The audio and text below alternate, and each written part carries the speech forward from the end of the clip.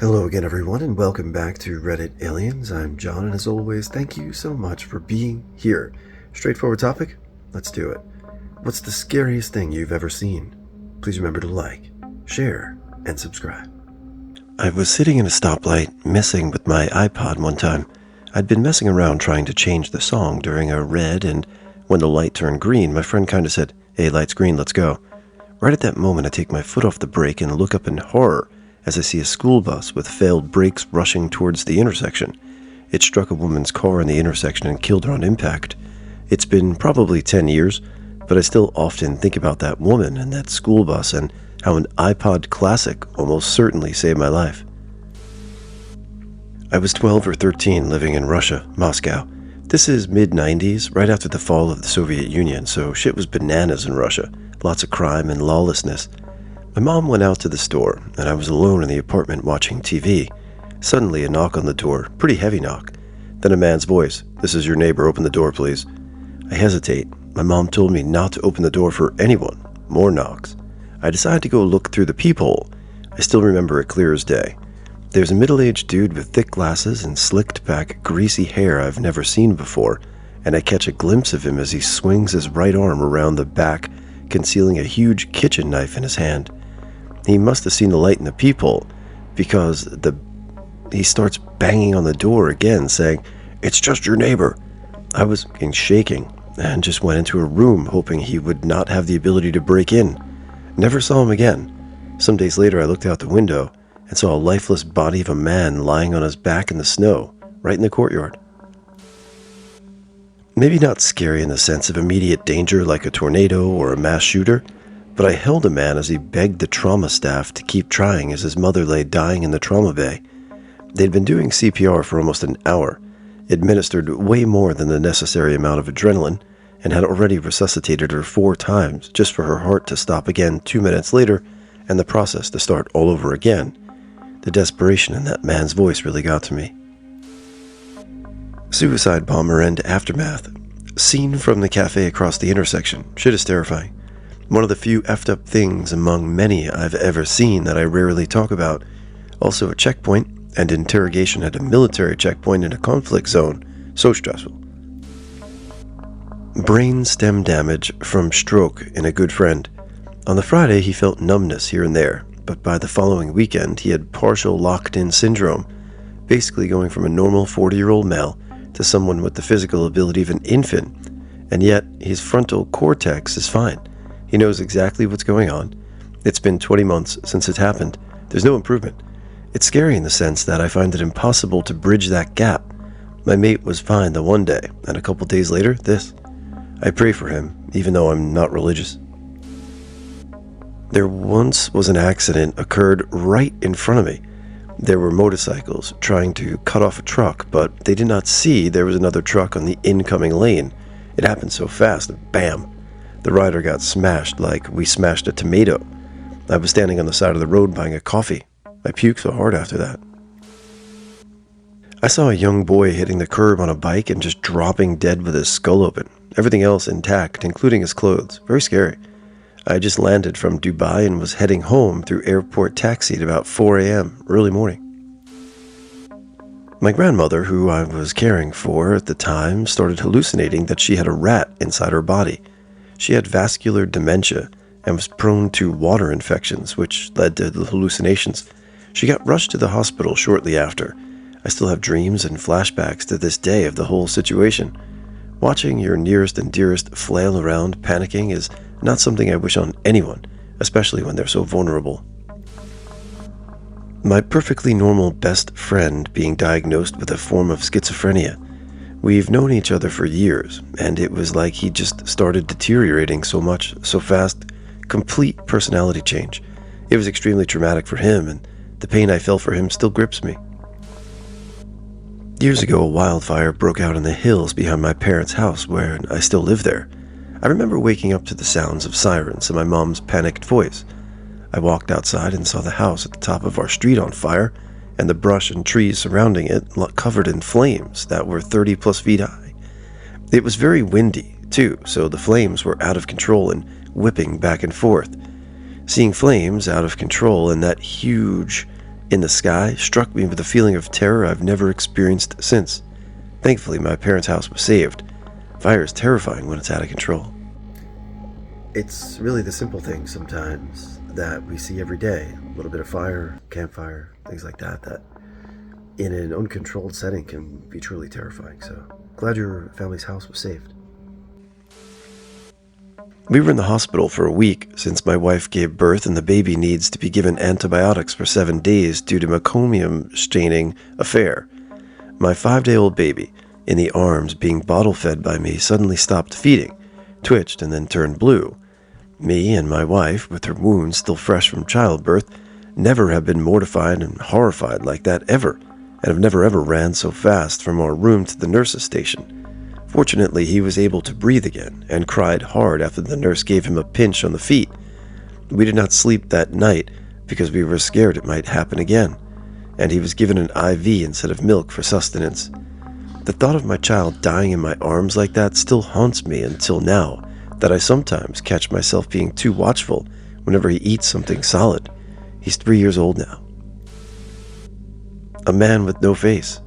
He had put a shotgun under his chin and blew it off. He was still alive for a few minutes after the blast. I was responding EMT, and it was horrifying. We worked him until we got to a football field where a medical helicopter was going to land and take over care, but senior staff canceled it after the monitor showed pulseless electric activity, an unshockable state. My mom in tears, begging for mercy while the surgeon looked at us both with the "this doesn't look good" look after I was in a road traffic accident.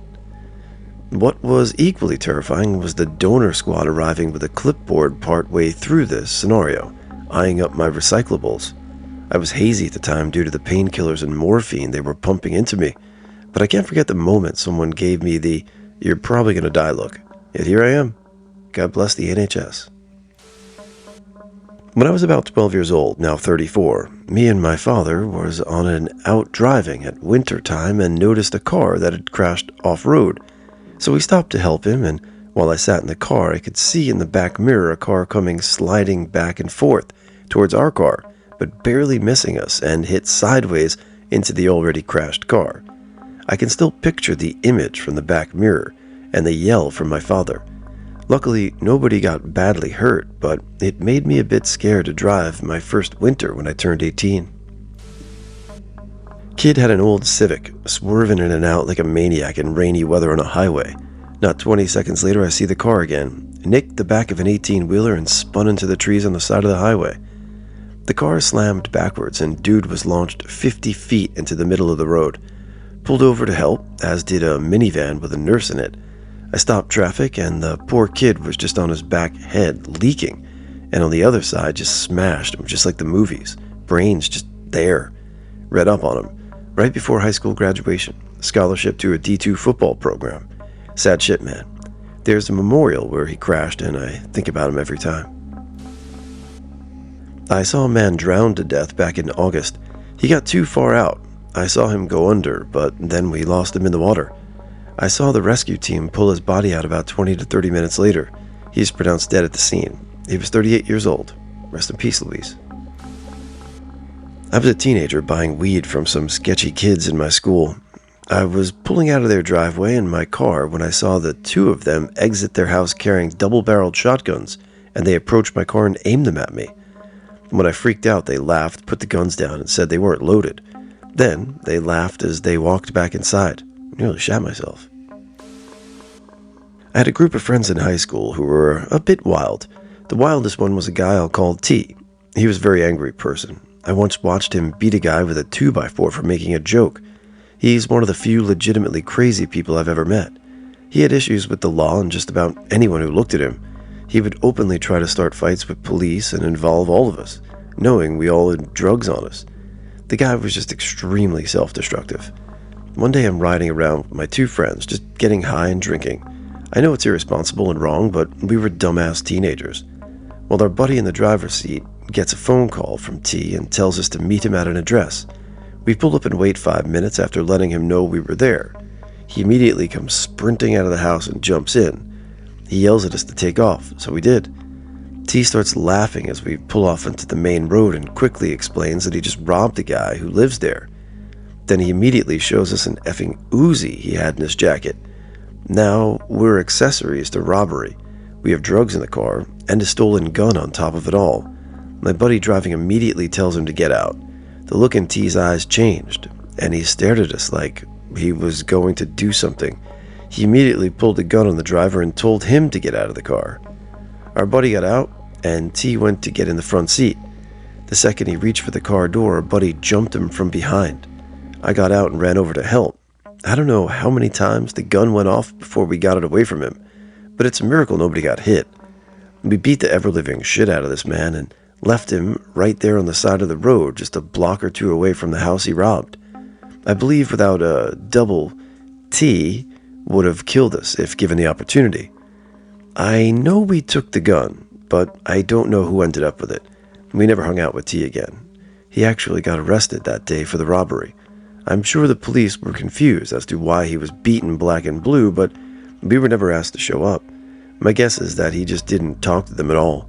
I hate to say it, but T died not too long ago, and I'm actually relieved. He was just one of those people that can only create problems. I watched someone drive through a Christmas parade 2 years ago. 6 people died, 62 were injured. One of the deceased was an 8-year-old in my son's grade from school. Absolutely horrifying for me and my 2 sons. There was no notice at all. It went from a family-friendly parade to squealing tires, screaming, and gunshots from the police, I eventually found out. We ran to the closest building, which happened to be a library and was filled with other parade goers. Everyone was crying, wailing. Their desperate sounds of parents wondering where their kids are, if they're okay. The same for kids wondering about their parents, friends, or siblings. Dramatic.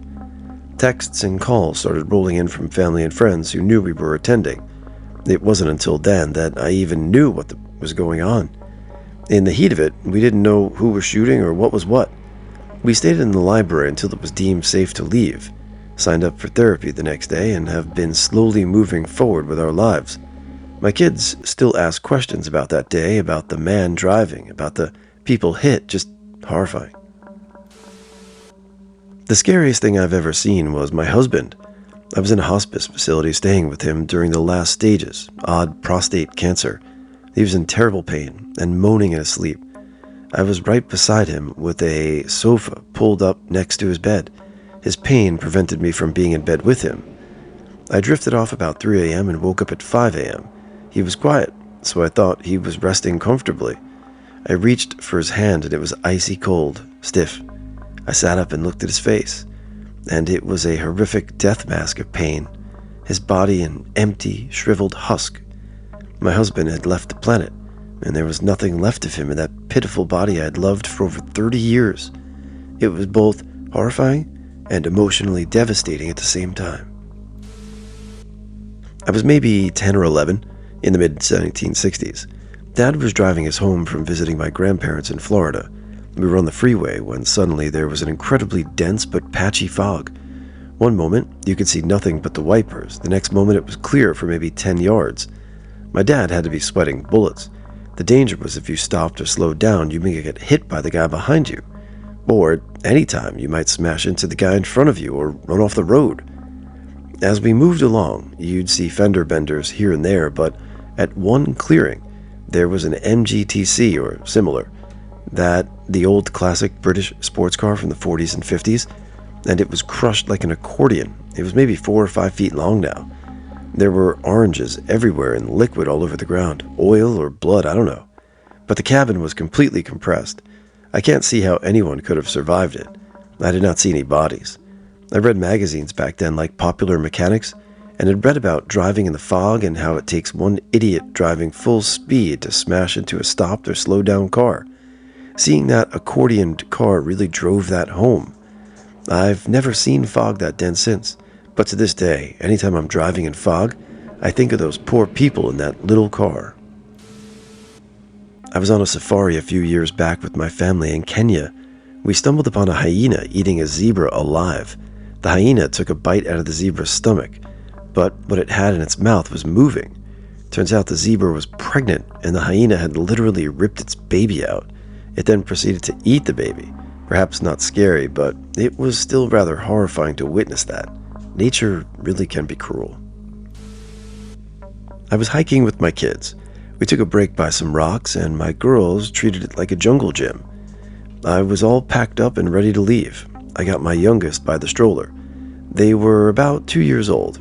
I reached in to set the straps and turned around about 1.5 seconds. They were gone. I looked around. They were across the trail by the edge of a steep 20-foot drop onto jagged rocks. In a flash, I dashed for them as they fell backwards because they had stepped on little sticks and fallen backwards. I grabbed them just in time. I got away from the edge immediately and locked both of them in our stroller. All the way on our hike out, I was in near tears and dry heaving from nausea. When I thought of them going over instead of saving them, I immediately feel impending doom, fear, and loss. It's more manageable now, but it's always there.